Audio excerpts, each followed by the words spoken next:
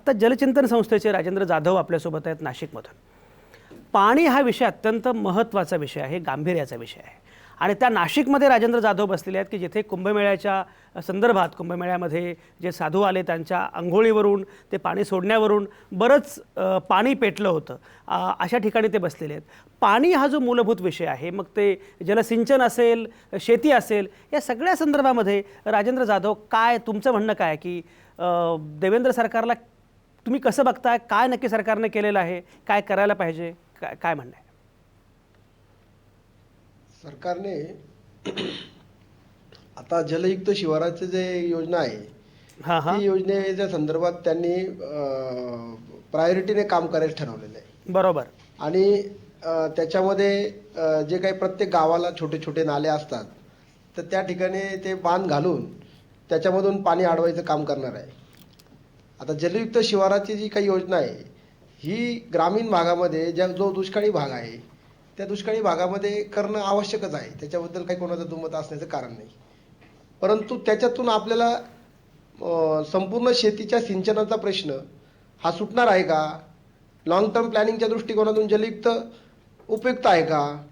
तर त्याचं उत्तर सरळ सरळ कोणत्याही तज्ज्ञाला तुम्ही विचारलं जलतज्ञाला, तर ते नाहीच असंच आहे. बरं.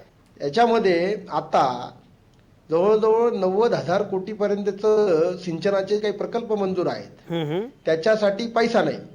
राज्याचं बजेट 7-7.5 कोटीचं आहे सिंचनाचं, आणि प्रकल्प पूर्ण करायचे 90,000 कोटीचे. बरोबर बरोबर. म्हणजे मंजूर प्रकल्प पूर्ण करायला या सरकारचं नियोजन नाही. दुसरी गोष्ट, याच्यामध्ये आपली संपूर्ण जे प्रोजेक्ट आहे आता सध्याचे मंजूर, हे जरी पूर्ण केले आपण, तरी आपल्या राज्याची सिंचन क्षमता जी आहे ही साधारण 22 ते 24% पोहोचणार आहे. बरोबर. आता आपल्या देशाचा इंडेक्स आपण सगळा जर बघितला तर महाराष्ट्र 20व्या क्रमांकावर आहे. आज बाकीचे जे राज्य आहे त्याच्यामध्ये गुजरातचं राज्य हे 46% सिंचन यांचं केलेलं आहे. बरोबर. त्या प्रमाणामध्ये आपलं सिंचनाची जी क्षमता आहे आता ही 50% न्यावं लागेल. आणि त्याच्यासाठी जलयुक्त शिवारासारखे काम करून आपल्याला भागणार नाही. तर त्याच्यासाठी नदीजोड प्रकल्प जे आहेत, आपल्या महाराष्ट्रातलं जे कोकणातलं पाणी आहे, हे पाणी देशावर. बरोबर. राजेंद्र, तुमचे मुद्दे पोहोचले.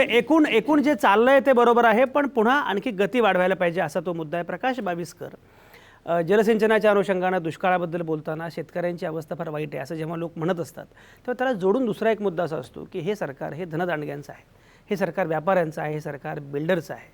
बिल्डर असोसिएशनचे तुम्ही अध्यक्ष आहात नवी मुंबईच्या. तुम्ही तरी समाधानी आहात का? मुळामध्ये हे सरकार बिल्डरचं आहे किंवा नाही, याच्यावरची चर्चा हा वेगळा मुद्दा आहे. पण एकूण रिअल इस्टेट आणि व्यवसाय, उद्योग याच्या अनुषंगानं हे सरकार जे काही करतं आहे, कसं बघताय? 1 वर्ष झालं. 1 वर्ष हा काही फार मोठा कालावधी नाही आहे, पण किमान दिशा कळते की काय दिशेनं सरकार चाललंय. कसं बघताय प्रकाश? काय म्हणणं आहे? नमस्कार. या सरकारबद्दल जर प्रश्न विचारला पास की फेल, तर मी असं म्हणेल की अजून 6माही एक्झाम द्यायचं काम चालू आहे. कारण आता वर्षपूर्ती झालेली आहे आणि मुख्यमंत्री देवेंद्र फडणवीस साहेब फार प्रयत्न करत आहेत, खूप धावपळ करत आहेत असं आम्हाला दिसतं आहे. परंतु असं वाटतं आहे की सत्ता आणि प्रशासन यांचा कुठेतरी मेळ बसत नाही आहे. सत्तेला खूप निर्णय घ्यायचे आहेत, खूप इम्प्लिमेंट करायचे आहेत असं दिसून येत आहे, पण प्रशासन आणि त्यांची पकड ही का बसत नाही आहे हा फार मोठा प्रश्न निर्माण झालेला आहे. हा जर आपण एक छोटासा या MMR एरियाचा जर विचार करायचा म्हटला, तर MMRDAच्या 2005ला 5च्या परिस्थितीचा ह्या एरियाचा विचार करून, मुंबई आणि परिसराचा विचार करून एक नकाशा त्या ठिकाणी 2011पर्यंत मंजूर झालेला होता. हा नकाशा आज 2015 आला तरी रिव्हॅलिड झालेला नाही किंवा त्याच्यामध्ये मॉडिफिकेशन झालेलं नाही. त्यामुळे या क्षेत्राचा विकास ऑटोमॅटिक होणार नाही, कारण सगळीकडे झोनिंग ग्रीन टाकून ठेवलेलं आहे. त्यामुळे विकास होणार नाही आहे. आपण नैना परिसरात जर म्हटलं तर आजपर्यंत 20च परवानग्या देण्यात आलेल्या आहे. 23च गावांचा विकास 3 वर्षामध्ये झालेला आहे. 147 गावांचा प्लान अजून बनवायचा बाकी आहे.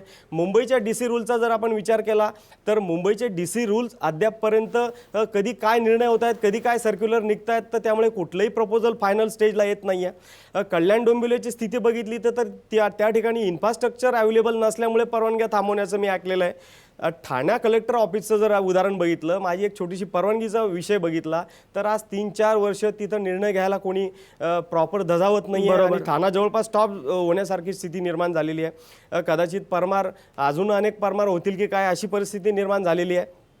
तर ह्या सगळ्या गोष्टी अत्यंत गंभीर मुद्दे. प्रकाश, मी तुमच्याकडे येतो. हे सगळेच मुद्दे अत्यंत महत्त्वाचे आहेत. मोहन गुरुनानी, तुम्ही या क्षेत्रामध्ये काम करताय, फार्मचे तुम्ही अध्यक्ष आहात. आत्ता जी भूमिका प्रकाश बाविस्कर मांडतायत, म्हणजे एकीकडे हे सरकार व्यापाऱ्यांचं आहे, हे सरकार धनदांडग्यांचं आहे, अशी एक टीका सुरू असते, पण ते सुद्धा समाधानी आहेत असं काही दिसत नाही आहे.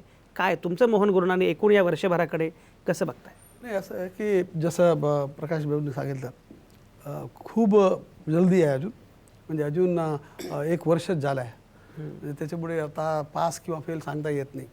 परंतु एक तर आहे की शासन आता नवीन सरकार प्रयत्न करत आहे, बरोबर, आणि दुसरा त्यांच्या म्हणजे निष्ठा आहे. बरोबर. जसं आम्हाला LBTसाठी, म्हणजे LBTच्या आम्ही 2 वर्षापासून आमचं भांडण चालू होता. मागची सरकारने काय केलं नाही. भाजपाने तेव्हा आम्हाला वचन दिलं होतं, शब्द दिला होता की ते आल्याबरोबर ते काढणार. नवीन सरकार थोडी- काहीतरी थोडी करतंय, वेळ जरी निष्ठा आहे. झाली. मोहन गुरुनानी, मी तुमच्याकडे परत येतो. मला खरं म्हणजे ब्रेक घ्यायचा आहे, पण ब्रेकवर जाण्यापूर्वी 2 जे पाहुणे आहेत त्यांच्याशी मी बोलणार आहे. 30-30 सेकंदात त्यांनी उत्तर द्यावं. पुन्हा ब्रेकनंतर सविस्तरपणे मी बोलेन. धनराज वंजारी, एक आत्ता टीका अशी केली जाते की कायदा सुव्यवस्था या संदर्भामध्ये हे सरकार अपयशी ठरत आहे, आणि प्रामुख्याने नागपूरचा उल्लेख करून लोक सांगतात की नागपुरात जे चाललेलं आहे, मग त्यामध्ये हत्या असतील पानसरेंची किंवा काय दाभोलकरांच्या हत्येनंतरच्या गोष्टी असतील, या सगळ्या अनुषंगानं जे चाललेलं आहे कायदा सुव्यवस्था या आघाडीवर सरकार अपयशी ठरतं असा विरोधकांचा आरोप आहे, आक्षेप आहे, आणि गृहमंत्री मुख्यमंत्रीच असल्यामुळे तो आक्षेप जरा जास्त ठळक होतोय. कसं बघताय, काय म्हणताय?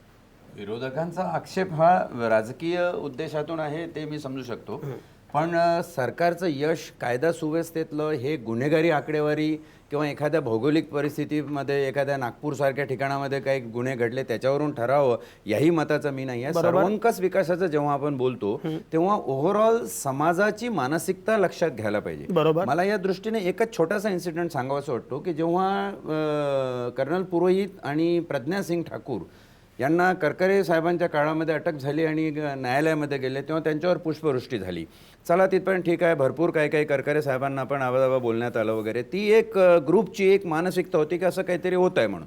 पण आता पुढचा विचार केला तर मोहसिन खानचा खून करणाऱ्या देसाईंना शौर्य पदक द्यावं अशी जी भाषा होते, किंवा मग काळं फसणाऱ्यांचं आपण जाहीर सत्कार करतो, बरोबर, गोमांस रेड पार्टी आपली तयार होते, हे दाभोळकरांना अजून स्पर्शच झाला नाही आहे. पानसरेचं कुठे अर्धवट अजून म्हणजे पूर्णत्वाला गेलेलं नाही. तेव्हा याच्यात एक छोटासा प्रश्नाचा, हे काही कायदा सुव्यवस्था मशिनरीचं यंत्रणेचं फेल आहे, प्रशासनाचं फेल आहे, शासनाचं फेल आहे असं मी म्हणत नाही, पण समाजामध्ये ही जी एक अरेरावी घमंड असं काहीतरी एक वेगळी मानसिकता निर्माण होऊ पाहत आहे. मला वाटते तो अतिशय चिंतेचा विषय आहे.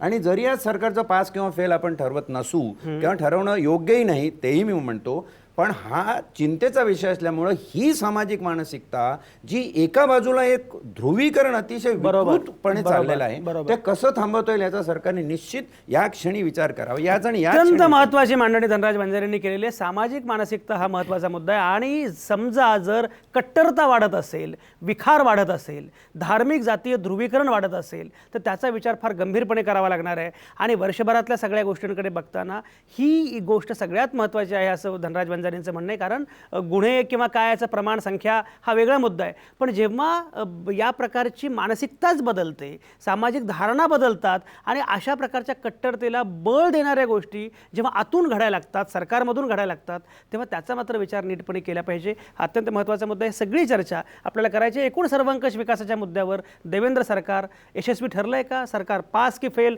सगळे नामवंत सांगतायत. ती सगळी चर्चा आपण पुढे नेणार आहोतच, पण आता या क्षणी मी घेतोय एक छोटासा ब्रेक.